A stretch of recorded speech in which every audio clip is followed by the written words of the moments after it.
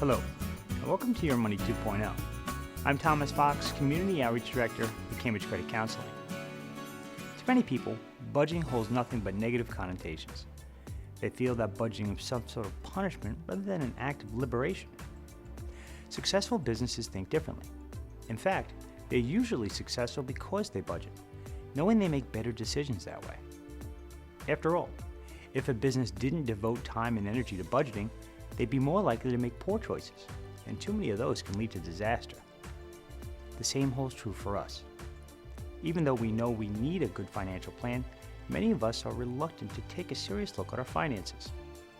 These barriers put our future in jeopardy, preventing us from becoming financially liberated.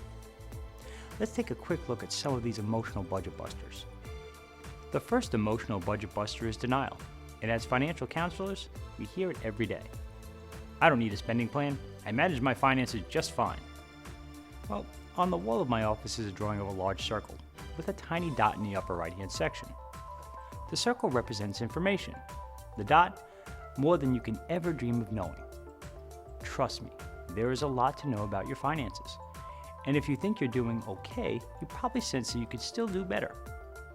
What are the current interest rates on all my loans? When is the right time to open up a new credit account? When should I refinance my home? How much do I need to save for every year I'll live in retirement? Most people can't answer these questions, and those are the easy ones. Our second emotional budget buster is apathy. I remember trying to do a simple spending plan with a former roommate, a pretty lazy guy, and his response was predictable. Ugh, I don't want to make a budget right now. People put off a lot of things, but money management shouldn't be one of them. An effective spending plan can make a huge difference in your life. It helps identify waste and highlights expenses that can be adjusted. Those adjustments build savings, and pretty soon, you're on your way to reaching your short and long-term goals. Imagine a day where you no longer dread opening your bills. That day can be today, as long as you're willing to take the time to plan. One of the toughest budget busters to overcome is defeatism. I definitely struggled with this when I was younger. Like many people, I thought, I don't earn enough money to bother with all that. Well, I was wrong. At the time, I brought home about $150 a week, and my bills were around $210. After a couple of weeks of tracking my spending, I was able to adjust my budget in line with my income. Even better, I took the little that I had left over and used it to start building savings. Even with the job I had at the time, I was able to meet all my obligations and set aside 8% for savings every week. It doesn't sound like a lot, and it wasn't.